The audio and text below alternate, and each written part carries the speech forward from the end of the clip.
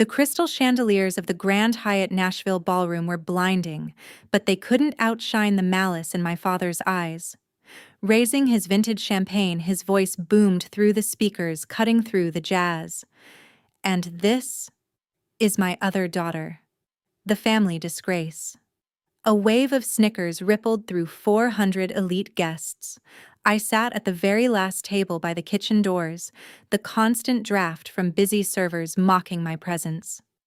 On stage, my sister Danielle stood draped in designer silk, wearing a triumphant smirk as a giant LED screen flashed tribute photos of me, old edited shots meant to frame me as a failure. They thought I was a tech support grunt. They had no idea I specialize in cyber operations. Under the table, my screen glowed. I opened a secure line to Major Nathan Calder and typed 4 words: Trace, Rowan Development Holdings. The war has officially begun. If you've ever been looked down upon by the very people who were supposed to love you, hit like and subscribe. And let me know in the comments which city are you watching this from. The ultimatum came exactly 72 hours before the first champagne cork popped in Nashville.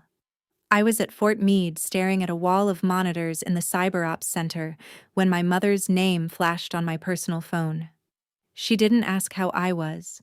She didn't ask about my deployment or my life in the Army. Her voice was thin, sharp, and laced with a very specific kind of aristocratic anxiety. Eliza, your sister's wedding is in 3 days. You will be in Franklin. She stated more of a command than an invitation. But let's be clear, do not wear your uniform. Danielle has worked far too hard on this aesthetic to have you showing up in camouflage and medals. She doesn't want to be overshadowed by your military hobbies. I almost laughed. To them, my career in Army cyber operations defending national infrastructure and dismantling global financial syndicates was just a hobby that made for awkward dinner conversation. I was ready to hang up, ready to let the Rowan family sink into the abyss of my past until she dropped the anchor. It's about your grandmother, Eliza. Margaret is back in St. Thomas Midtown. Her heart is failing. The air left my lungs. Grandma Margaret was the only person in that bloodline who didn't look at me like a broken investment. Then my father took the phone. His voice was like cold gravel. If you aren't at that ballroom, Eliza, the $8,000 monthly wire for her private care stops. I'm not subsidizing the life of a woman who birthed a daughter who refuses to support her family's legacy. You show up, you play your part, or she's moved to a state ward by Monday. It was a ransom, plain and simple. But the plot went deeper. That evening, I received a cryptic, encrypted call from Lucas Barrett, the Rowan family's long-standing attorney. Lucas had always been a man of ethics trapped in a nest of vipers. "Captain," he whispered, his voice trembling slightly. "I'm calling because I can't watch this happen. Your father isn't just bringing you here to fill a seat. He's been courting investors for a massive new development, the Rowan Empire expansion.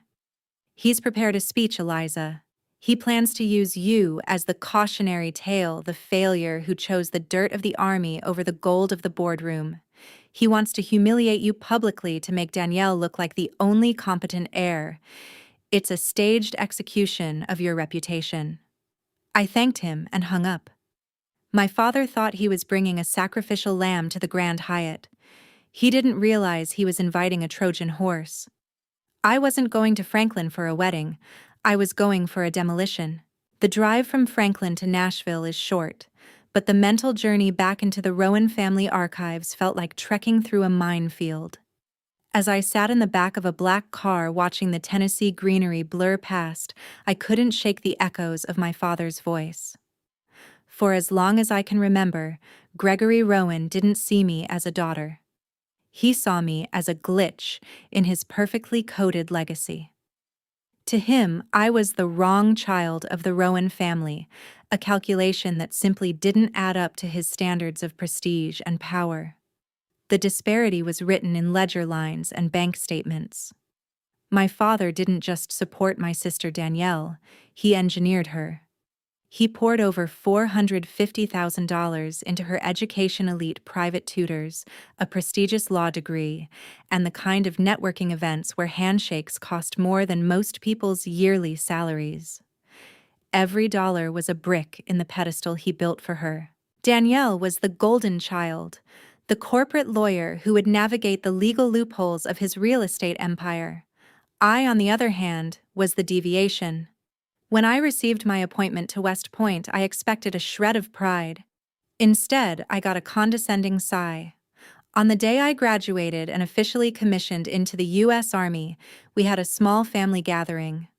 My father stood before our wealthy relatives, swirling a glass of expensive scotch, and nodded toward me with a smirk that didn't reach his eyes. Well, he chuckled, the sound dripping with patronizing amusement. At least Eliza finally found something simple to do. No complicated contracts, no high-stakes mergers, just following orders and fixing computers. It suits her. The room erupted in polite, pitying laughter. They all looked at me and saw a glorified IT technician, a girl who spent her days resetting passwords or crawling under desks to plug in Ethernet cables for kernels. To the Rowans, the military was a refuge for people who couldn't cut it in the real world of high finance.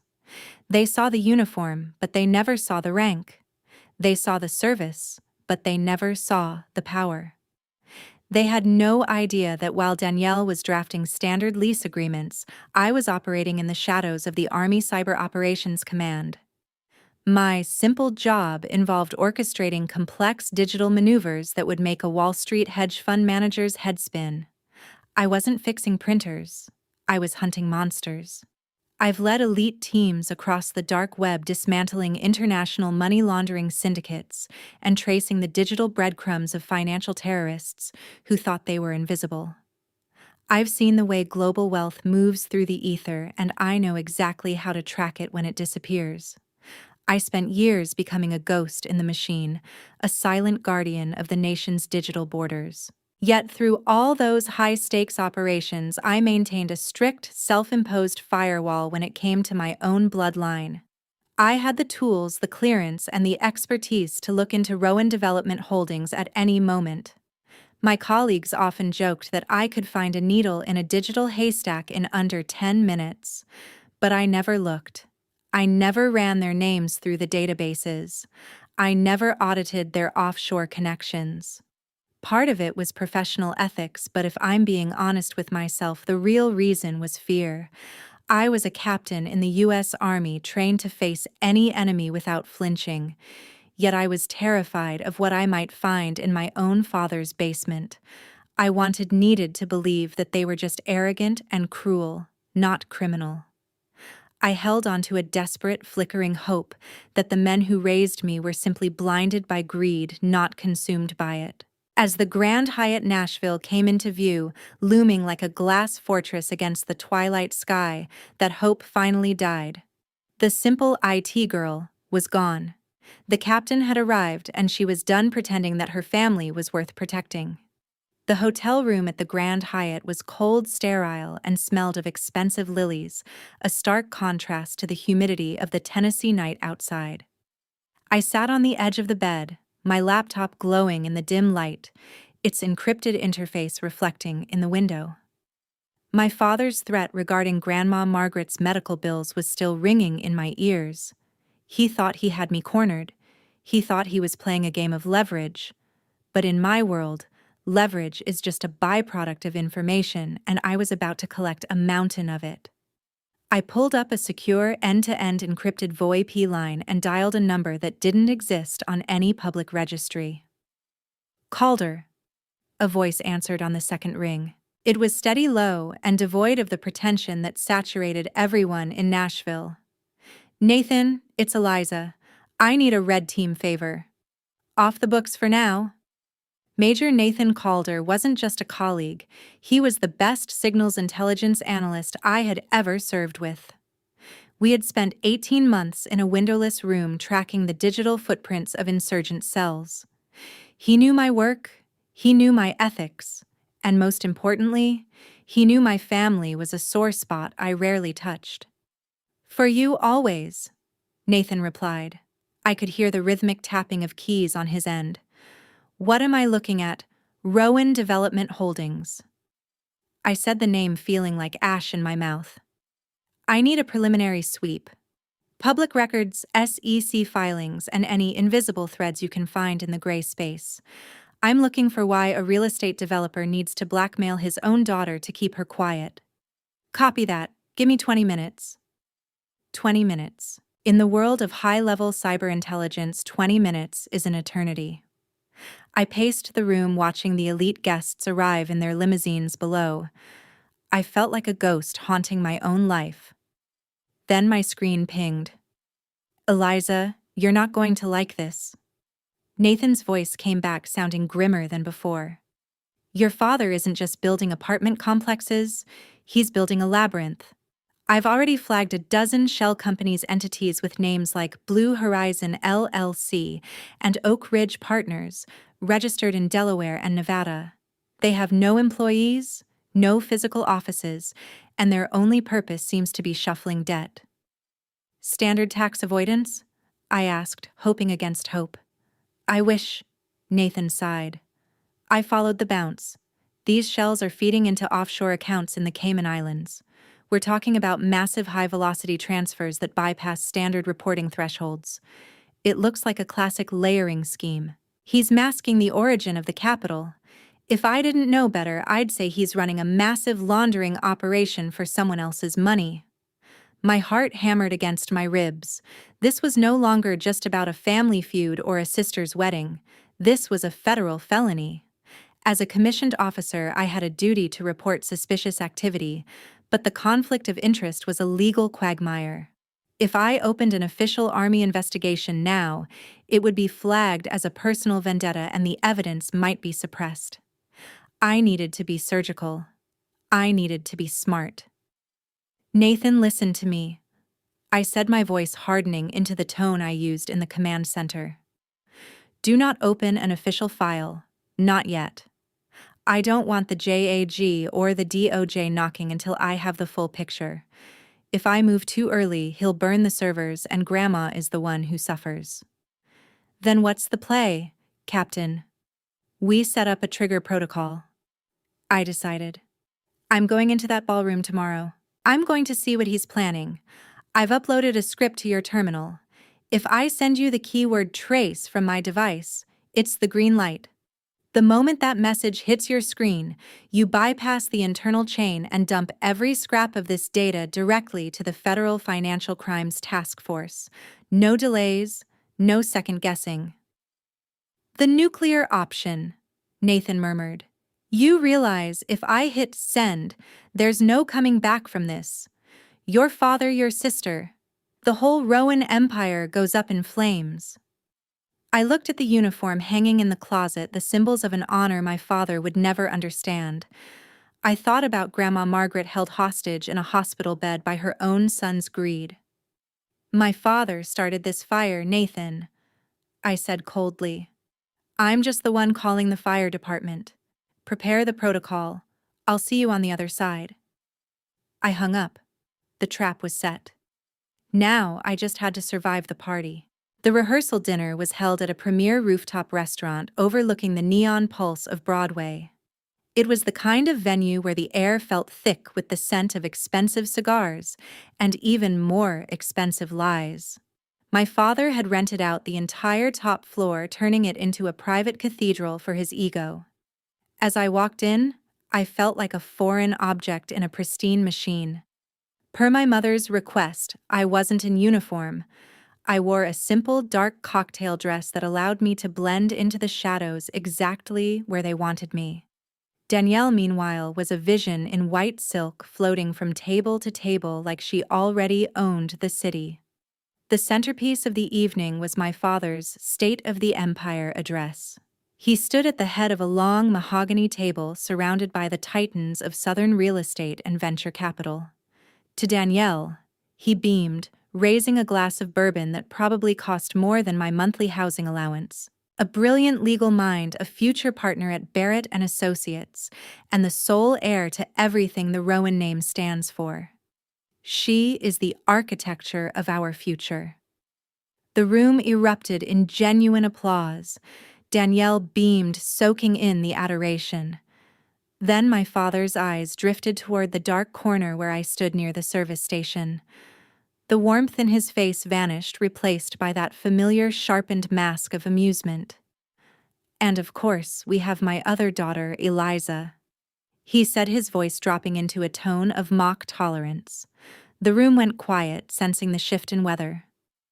Eliza is also doing her part. She works with computers in the army. You know, making sure the routers stay on something like tech support. It's noble work, I suppose, if you like cables and dark rooms.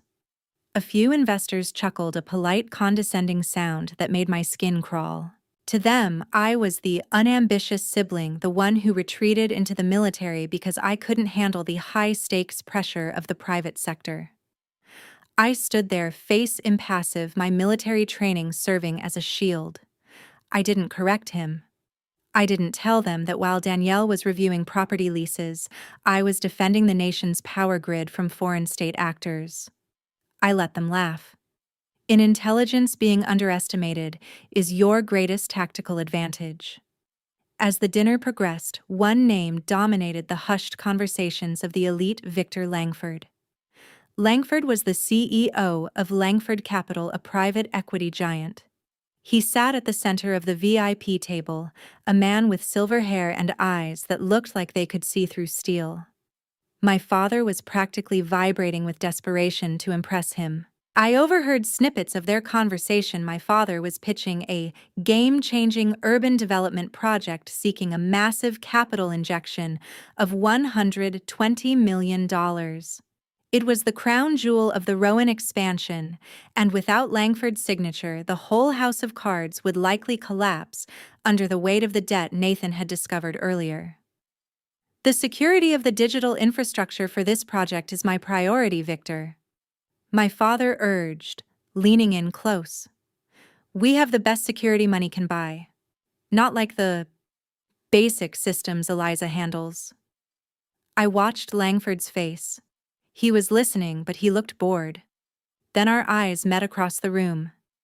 There was a flicker of recognition in his gaze, a sharp, intelligent narrowing of the eyes. I knew that face, but I hadn't seen it in a boardroom. 6 months ago, Langford Capital had been targeted by a sophisticated ransomware-as-a-service RAS attack that threatened to wipe their entire global portfolio. The Army Cyber Operations Command had been pulled in because the attackers were linked to a known hostile foreign entity. I was the lead officer on that task force. I had spent 72 hours straight in a secure vault tracing the encryption keys back to a server in Eastern Europe and neutralizing the threat before Langford lost a single cent. I had never met Victor in person. All our briefings were done via encrypted video, with my face partially obscured or through his CTO, but I had spent days analyzing his company's most sensitive data. I knew his firm's vulnerabilities better than his own board of directors did. Now here he was, being courted by my father, who was calling me a tech support girl. A slow, cold smile started to form at the corners of my mouth.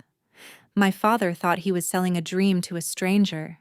He didn't realize he was trying to con a man who had already seen the simple soldier save his entire life's work. The pieces were moving into place. The $120 million deal was the heart of the Rowan Empire, and I was the only one in the room who knew exactly how to stop the pulse. The smell of antiseptic and industrial floor wax hit me the moment I stepped onto the 4th floor of St. Thomas Midtown Hospital. It was a jarring contrast to the scent of expensive bourbon and Joe Malone perfume that had saturated the rehearsal dinner. Here the world was quiet save for the rhythmic hiss of ventilators and the soft squeak of nurses' shoes. I found Grandma Margaret in room 412. She looked smaller than I remembered, her frail frame nearly swallowed by the white hospital linens. But when she opened her eyes, that sharp Rowan defiance was still there. She didn't waste time with pleasantries. "Eliza," she whispered, her voice like dry parchment. "Under the cushion of the armchair, the blue folder. Take it before your father's people come to clear the room." I did as I was told. The folder was heavy-bound in fading cardstock. "What is this, Grandma? Insurance?" She said, her grip tightening on my hand for a brief second. "I may be old, but I've kept my ears open. Your father thinks I'm senile. He forgot I was the one who balanced the books for his father before he was ever born. He's using you, Eliza. Not just as a punchline. He's using your name." I kissed her forehead, promised to get her out of there, and retreated to a quiet corner of the hospital cafeteria. I opened the folder, and as a captain in cyber ops, I've seen some sophisticated data manipulation, but this was a betrayal of a different caliber. Inside were copies of wire transfers in corporation papers and internal ledgers for a company called Strategic Holdings Limited. At first, I thought the stood for Estate Resources, but as I flipped to the articles of incorporation filed in the Cayman Islands, my blood turned to ice. There it was, my full legal name, Eliza Rowan, and right next to it, the 9 digits of my social security number. My father hadn't just built a shell company. He had stolen my identity to do it. I scanned the dates. This company had been active for 7 years, roughly the same amount of time I had been in the service. There were signatures on the bottom of dozens of documents that looked hauntingly like mine.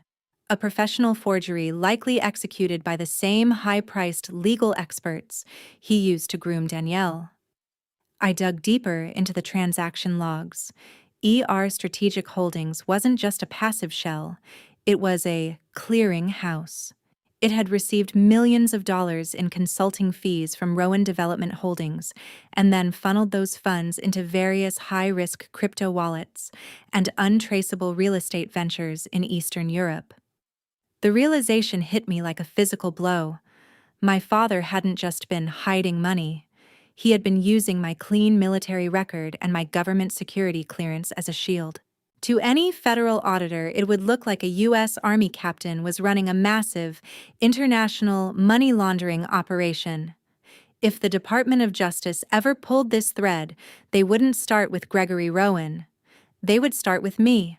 I would be stripped of my rank, dishonorably discharged, and sent to a federal prison before I could even explain that I had never seen these documents in my life. He had turned his own daughter into a human shield for his crimes. I stared at the signature on a $2.4 million transfer. It was a perfect replica of my handwriting. In that moment, the last shred of familial hesitation evaporated. I wasn't just fighting for my grandmother anymore. I was fighting for my life, my career, and the uniform I had spent a decade earning. My father thought he was the master architect, but he had made one fatal mistake. He had given the most dangerous person in his world a front row seat to his destruction. He thought he was using my identity to hide his money. He didn't realize he had just given me the admin password to his entire empire. I pulled out my phone and sent a brief coded update to Major Calder. The trigger protocol was no longer just a defensive measure. It was a necessity. I was no longer just a guest at this wedding. I was the undercover operative who was about to bring the whole ballroom down. The Grand Hyatt Ballroom was a masterpiece of opulence and a monument to exclusion. Thousands of white orchids hung from the ceiling, their scent cloying and heavy, while a live jazz quintet played smooth, expensive melodies that masked the predatory nature of the people in the room. True to my father's design, I was relegated to table 42. It was tucked into a dark alcove at the very back of the hall, squeezed between a massive marble pillar and the service entrance. Every few seconds, the heavy doors would swing open, hitting the back of my chair as waiters rushed out with silver trays of lobster thermidor. I was the invisible daughter positioned so far from the stage that I had to squint to see my own sister. Danielle was radiant in her reception gown, a shimmering sheath of diamonds and lace. She gripped the microphone with practiced ease, the perfect image of the Rowan success story. "Ladies and gentlemen, distinguished guests," she began, her voice smooth and melodic. "Growing up a Rowan means understanding excellence. It means knowing that your name carries weight. But tonight, I want to talk about the importance of balance, because for every success story, there is a shadow that defines it. She gestured toward the massive LED screen behind her. In the legal world, we look at evidence, and today I've gathered some evidence of our family's journey. The lights dimmed. A video montage began to play. I expected childhood photos, perhaps a few embarrassing shots from high school. But as the first slide appeared, my blood turned to ice. These weren't just old photos. These were private hacked communications. The screen showed a series of my personal emails from years ago, vulnerable messages I had sent to our mother during my first grueling year at West Point, expressing doubt and exhaustion. They had been edited, highlighted with mocking red circles. Beside them were photos of me in basic training, covered in mud, exhausted, looking nothing like the polished elite in this room. The montage shifted to a series of memes Danielle had clearly commissioned. One slide showed me sitting at a computer in my ACS with the caption, "Master of the Router. When you're too slow for the boardroom, try tech support." Another showed a filtered image of me looking disheveled after a 20-mile ruck march, next to a photo of Danielle at a gala captioned, "Nature versus Nurture, choose wisely." The ballroom erupted in laughter. It wasn't just a chuckle, it was a roar of collective superiority. People turned in their seats, craning their necks to find the tech support girl at the back of the room. I saw Victor Langford at the front table. He wasn't laughing. He was staring at the screen with a look of profound disgust, though whether it was for me or the display I couldn't yet tell. Danielle leaned into the mic, her eyes finding mine across the vast sea of tables. She wore a smile that was pure venom. "Every family has one cautionary tale," she said, her voice dripping with mock pity. "A reminder of what happens when you lack the vision to lead. To my sister Eliza, thank you for being that reminder. Thank you for showing us that while some are born to build empires, others are simply born to fix the Wi-Fi." The humiliation was total. The golden child had just used her wedding night to publicly execute my dignity in front of the most powerful people in Tennessee. My mother was clapping delicately. My father was beaming, leaning over to whisper something to a laughing investor. They thought they had won. They thought they had broken me. Under the table, my hands were steady. I pulled out my phone. The screen reflected in my eyes a cold digital blue. I didn't feel shame. I felt the calm, predatory focus of a mission nearing its objective. My finger hovered over the secure messaging app. I typed the word. 5 letters, 1 command, trace. I hit send. The data packet containing 7 years of identity theft, offshore laundering, and shell company fraud began its silent journey to Major Calder's terminal. The Rowans wanted a show. I was about to give them a finale they would never forget. Have you ever been publicly shamed or humiliated by the very people who were supposed to protect you? Have you ever had a family member turn your private struggles into a joke? Share your story in the comments below. We're building a community of people who turned their cautionary tales into success stories. The trace command was live. Somewhere in a secure facility, Major Calder was executing a data dump that would dismantle a decade of deceit. I sat perfectly still at table 42, watching the servers clear away the half-eaten lobster. The ballroom was still buzzing with the afterglow of Danielle's cruel montage, but the atmosphere was about to shift from celebration to a crime scene. Exactly 20 minutes later, the heavy oak doors at the main entrance didn't just swing open, they were held open. 3 black SUVs had screeched to a halt under the Grand Hyatt porte cochere, their blue and red lights reflecting off the glass facade like a premonition. 2 men in dark tailored suits stepped into the ballroom. They didn't have the soft, pampered look of the Nashville elite. They had the hard, unyielding posture of federal agents. The jazz music faltered, the saxophone trailing off into a discordant whine as the lead agent scanned the room with predatory precision. The chatter died instantly. A heavy, suffocating silence blanketed the 400 guests. My father, sensing the intrusion but not yet the intent, smoothed his tuxedo jacket and stepped off the stage wearing his most charming CEO smile. "Gentlemen," my father called out, his voice echoing in the silent hall. "You're interrupting a private celebration. If you're looking for the valet or the security office." Gregory Rowan, the lead agent, interrupted, his voice cutting through my father's bravado like a blade.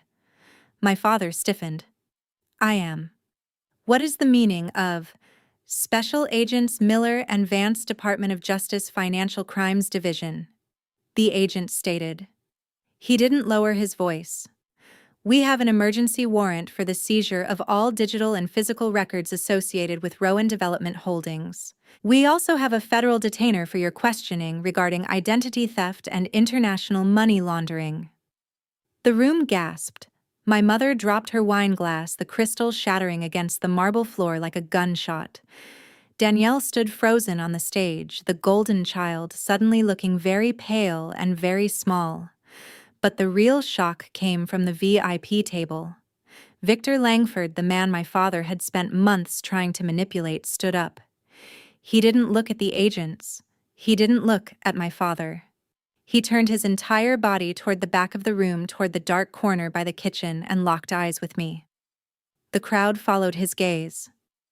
They saw the tech support girl standing up from her seat at the worst table in the house.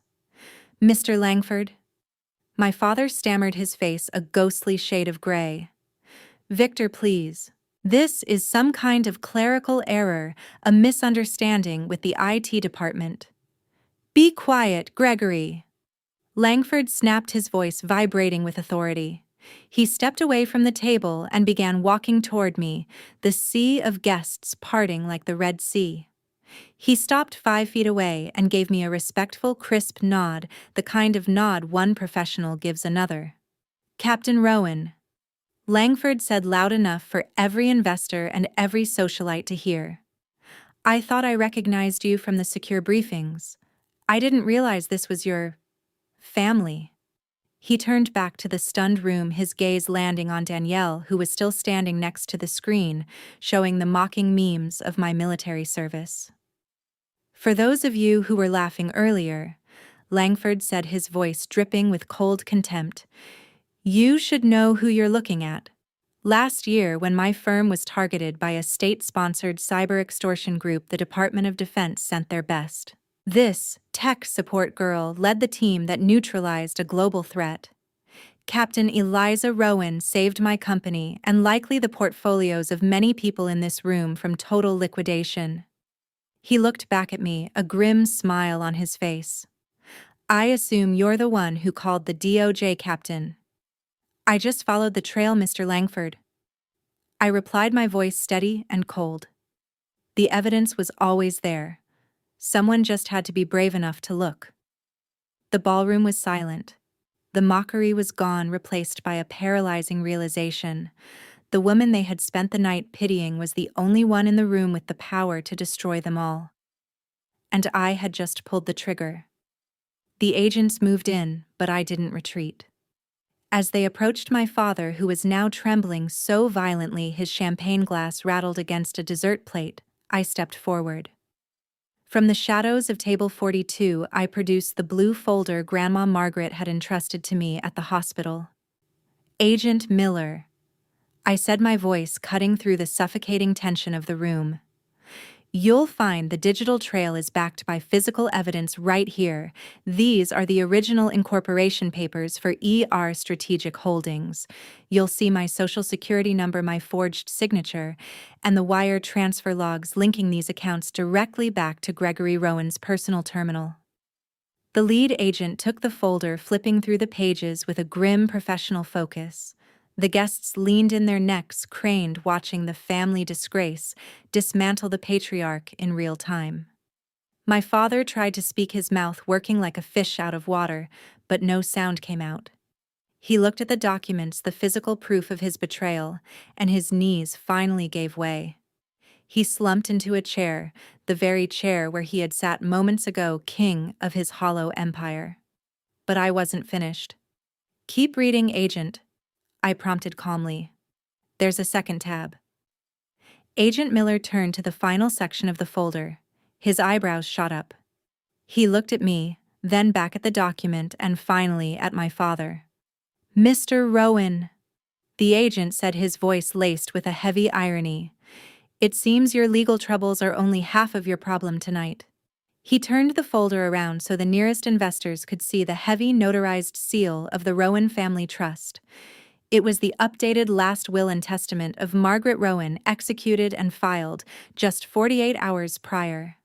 The room went deathly silent as the realization spread. Margaret Rowan wasn't just the family matriarch.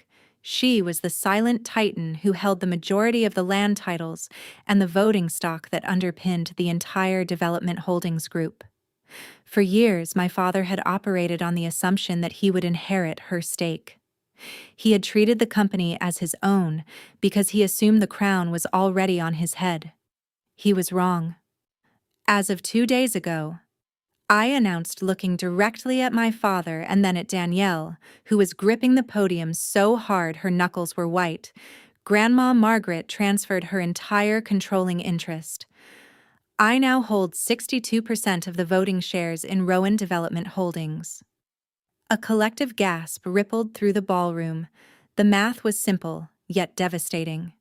In a desperate bid to hide his crimes, my father had used my identity to fund his expansion.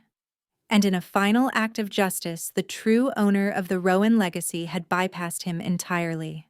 I walked toward the stage, my heels clicking rhythmically on the marble, the only sound in the room. I stood in front of the man who had called me a cautionary tale just an hour ago. "You spent tonight trying to humiliate me to impress your investors," I said, my voice echoing through the microphone Danielle had forgotten to turn off. "But here's the reality, Gregory. You don't own this ballroom. You don't own that development project. And you certainly don't own me. You've been insulting the majority shareholder of your own company all night. And as your new boss, my first official act is to cooperate fully with this federal investigation." I turned to the guests, the elite of Nashville who had laughed at the tech support girl. "The party is over. Please exit through the main doors. The FBI will be taking statements from the board members in the lobby." As the room cleared in a panicked rush, I looked at the LED screen. The mocking photo of me in the mud was still there. I didn't turn it off. I wanted them to see it. I wanted them to remember the face of the woman who had survived their war and won. If you found yourself in my shoes, holding the power to ruin the people who tried to destroy you, one, would you expose the truth in front of everyone, making sure they felt every bit of the shame they tried to give you too? Or would you take the evidence, walk away in silence, and let the law handle it quietly? Comment 1 or 2 below. I want to see how you would handle the ultimate revenge. 6 months have passed since the night the lights went out at the Grand Hyatt Nashville. The fallout was swifter and more absolute than even I had anticipated. When you pull the cornerstone out of a house built on lies, the entire structure doesn't just lean, it pulverizes. Rowan Development Holdings is no more. Following the federal raid, the company's credit lines were frozen, and the investors, led by a furious Victor Langford, withdrew their support in a massive, coordinated exit. By the 90-day mark, the Rowan Empire officially declared Chapter 7 bankruptcy. My father, Gregory Rowan, is currently awaiting trial. The Department of Justice filed a mountain of charges against him, including wire fraud, aggravated identity theft, and money laundering. He spent his life trying to build a name that would live forever. Now that name is merely a case number in a federal docket. Danielle didn't escape the blast radius either. Although she wasn't criminally charged, the revelation that she had used hacked personal data during a public event was enough for her prestigious law firm to cut ties immediately. In the legal world, reputation is the only currency that matters, and hers is currently bankrupt. As for me, I didn't want the crown. I used my 62% controlling interest to oversee a structured sale of the remaining assets to a reputable global conglomerate. I ensured every legitimate employee received their severance, and every honest contractor was paid. The first thing I did with my portion of the liquidation was settle Grandma Margaret's medical bills in full. I moved her out of that Nashville hospital and into a world-class care facility just 10 minutes from Fort Meade. Now when I finish a shift at Army Cyber Command, I don't go home to an empty apartment. I go to see her. We sit on the porch watching the Maryland sunset, and for the first time in my life, we don't talk about legacy or empire. We just talk about the day. The most profound change, however, isn't in my bank account or my location. It's in the silence. For 33 years, there was a screaming voice in the back of my head telling me I had to be more, do more, and earn more just to be enough for a family that never intended to love me. That voice is gone. I've realized that my value wasn't something they could grant or take away.